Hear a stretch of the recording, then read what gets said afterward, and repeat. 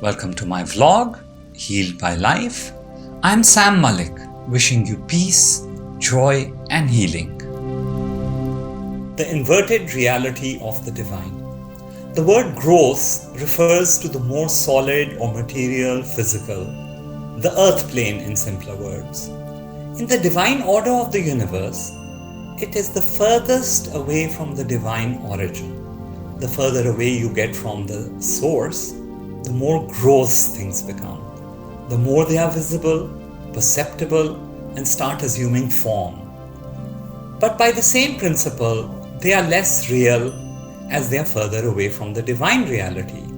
Remember, reality belongs to the divine source, and everything else is a distorted reflection.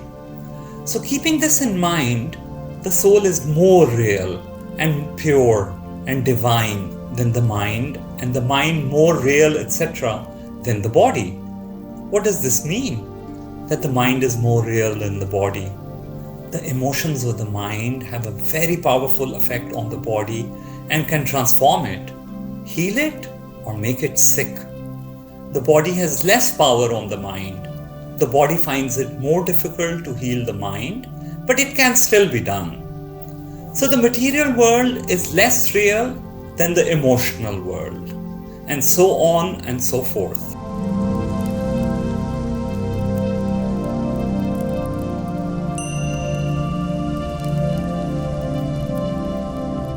I think this is a good place to introduce the 7 chakras, energy manifestation centers of the body. Most of you have some knowledge of the existence of chakras or can Google an intro, and we will discuss them at greater length later on.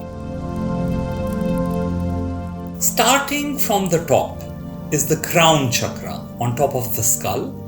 Next, the third eye chakra between your eyes on the forehead. These are the 2 main spiritual chakras. I will stop for a moment to say that there are many arguments as to the number of chakras and their exact placements, but we need to begin somewhere, and this is a good place to begin. The relative placements as described here, and the number 7 for the main chakras, even though there are more. The next 5 are the chakras dedicated to the 5 elements. Ether in the throat, air in the center heart area, fire in the solar plexus, water in the sacral area, and finally earth at the end of the spine. These are in descending order, the divine hypothetically being above the crown chakra, so descending down from the divine.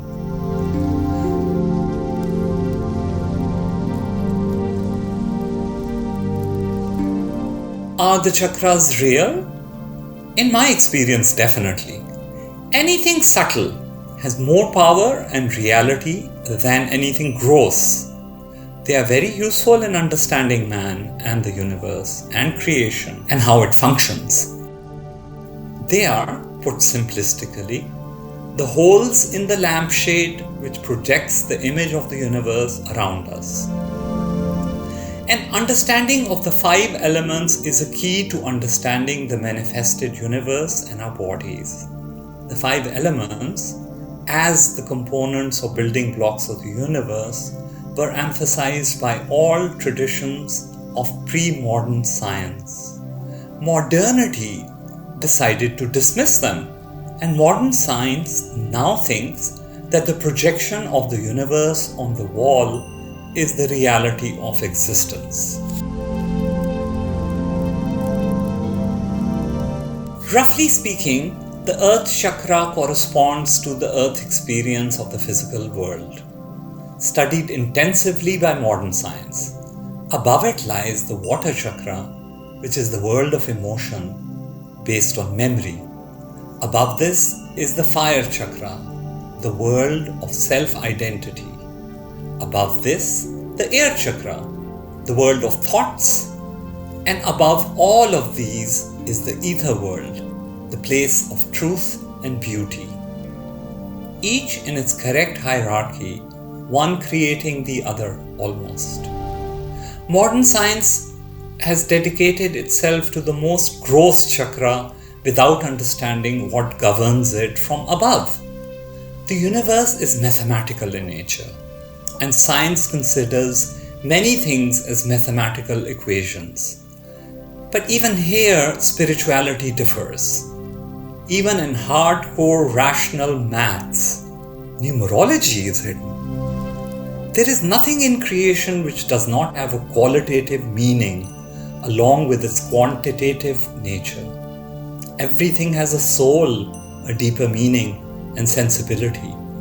The universe, nor any aspect of it, cannot be reduced to something purely mechanical. Doctors often pretend that the body is a machine. We don't need to save tonsils, appendixes, gallbladders, thyroids, etc. We can do without them or use synthetic drugs in their place. This has disastrous consequences, as they, that is modern doctors, have no understanding of why every organ is important and what aspect of the human it actually represents, physiologically, emotionally, and spiritually. Often alternative medicine has ways of saving these organs, sometimes with difficulty and a lot of hard work, but at least they know that this effort is worth it. This insistence of modern science to treat human beings like machines is alarming and dangerous, as humans are a reflection of the divine and the entire universe in its perfect balance.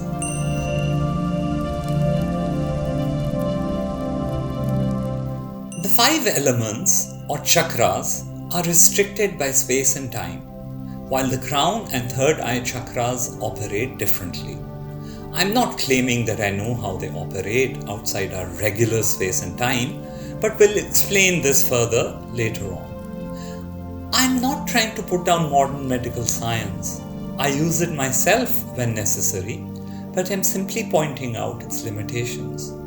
You cannot solve the problems of healing from the earth chakra alone, but can solve the problems of engineering, manufacturing, and other methods of manipulating matter to serve humanity. So yes, you can mend a bone or close a wound in an emergency, but still not heal it. Healing involves working on all 7 chakras, not just the earth chakra.